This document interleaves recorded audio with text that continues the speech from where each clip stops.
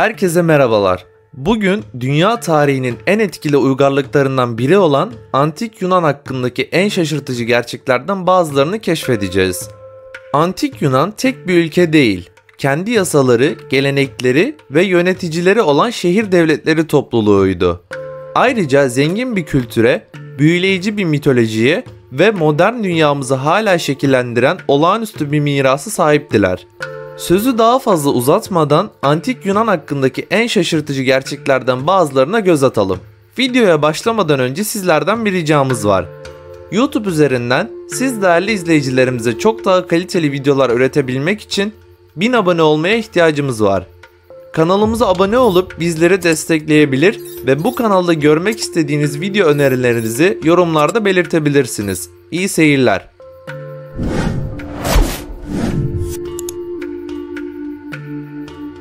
1 numara. Antik Yunanlılar tuvalet kağıdı olarak taş kullanırlardı. Evet, doğru duydunuz. Yumuşak ve pürüzsüz kağıt kullanmak yerine eski Yunanlılar ihtiyaçlarını giderdikten sonra kendilerini silmek için küçük taşlar, çakıl taşları veya kil parçaları kullanıyorlardı. Ayrıca suya ya da sirkeye batırdıkları çubuklar üzerine süngerler de takarak kullanıyorlardı. Ve bunun kötü olduğunu düşünüyorsanız şunu duyana kadar bekleyin. Bu süngerleri diğer insanlarla paylaşıyorlardı. 2 numara. Eski Yunanlılar fasulyeden nefret ederdi. Fasulyelerin ölülerin ruhlarını içerdiğine ve onları yemenin bir tür yamyamlık olacağına inanırlardı. Hatta bazıları fasulyenin insanoğlunun ortaya çıkmasına neden olduğunu ve bir fasulye kabuğunu açtığınızda içinde küçük insanlar görebileceğinizi düşünüyordu. Fasulye aynı zamanda yeraltı dünyasıyla da ilişkilendirilirdi ve ölülerin tanrısı Hades'e bazen fasulye yiyen denirdi. Bu nedenle fasulye birçok dini tören ve ritüelde yasaklanmıştır. 3 numara. Antik Yunanlılar tiyatroyu icat etti. Oyun izlemeyi severlerdi ve çoğu şehirde binlerce kişiyi alabilecek bir tiyatro vardı.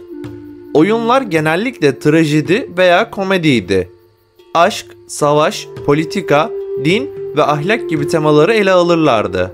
Oyuncular sadece erkeklerden ve çocuklardan oluşuyordu. Ayrıca karakterlerinin duygularını göstermek için maske takarlardı. Bazı maskelerin iki yüzü vardı.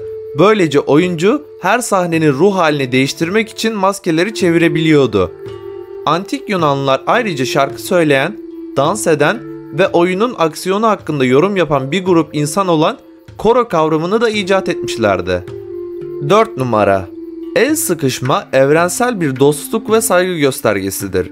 Ama nereden geldiğini biliyor musunuz? Elbette el sıkışmayı selamlaşma olarak ilk kullananlar Antik Yunanlılar olmuştur. El sıkışmanın silah taşımadığınızı ve barış içinde geldiğinizi göstermenin bir yolu olduğuna inanıyorlardı. Atina Akropolü'nde bilgelik tanrıçası Athena'nın savaş tanrıçası Hera ile tokalaştığı bir heykel bile vardır. 5 numara. Antik Yunanlılar olimpiyatlara takıntılıydı. Olimpiyatlar Antik Yunan'daki en önemli spor etkinliğiydi ve her 4 yılda bir tanrıların kralı Zeus'un onuruna düzenlenirdi. Olimpiyatlar sadece bir yarışma değil, aynı zamanda dini bir festival, siyasi bir açıklama ve sosyal bir olaydı. Her etkinliğin kazananları zeytin yapraklarından oluşan bir çelenkle ödüllendirilir ve memleketlerinde kahraman muamelesi görürlerdi. Etkinlikler arasında koşu, atlama, gülle atma, güreş, boks ve araba yarışları yer alıyordu. Ancak bir sorun vardı. Atletler çıplak ya da sadece tanga giyerek yarışmak zorundaydı. Bu onların fiziksel mükemmelliklerini göstermek ve onları yaratan tanrıları onurlandırmak içindi. 6 numara. Eski Yunanlıların iki zaman kavramı vardı. Kronos ve Kairos. Kronos, bugün kullandığımız doğrusal, ölçülebilir ve sıralı zamandır. Saatlerin, takvimlerin ve programların zamanıdır. Kairos ise niteliksel, öznel ve elverişli zamandır. Eylemin, yaratıcılığın ve kendiliğindenliğin zamanıdır. Eski Yunanlılar Kairos'un Kronos'tan daha önemli olduğuna ve kişinin anı yakalayıp ondan en iyi şekilde yararlanması gerektiğine inanırlardı. 7 numara. Eski Yunanlılar siyasetle ilgilenmeyen herkese aptal derlerdi. Aptal kelimesi Yunanca idiotes kelimesinden gelir ve özel bir kişi, meslekten olmayan bir kişi veya kamu işlerine katılmayan bir kişi anlamına gelir. Eski Yunanlılar sivil katılıma ve siyasi katılıma değer verirlerdi ve toplumda aktif olmayan herkesi cahil, bencil ve aptal olarak görürlerdi. Bu nedenle Antik Yunan'da aptal olarak adlandırılmak ciddi bir hakaretti. 8 numara. Eski Yunanlılar popüler olmayan politikacılardan kurtulmak için bir tür dışlama yöntemi uyguluyorlardı. Dışlama, Atina vatandaşlarının kamuya mal olmuş bir kişiyi 10 yıllığına sürgün etmek için oy kullanabildikleri bir prosedürdü. Bunu sürgün etmek istedikleri kişinin adını ostrakon adı verilen bir çömlek parçasının üzerine yazarak yapıyorlardı.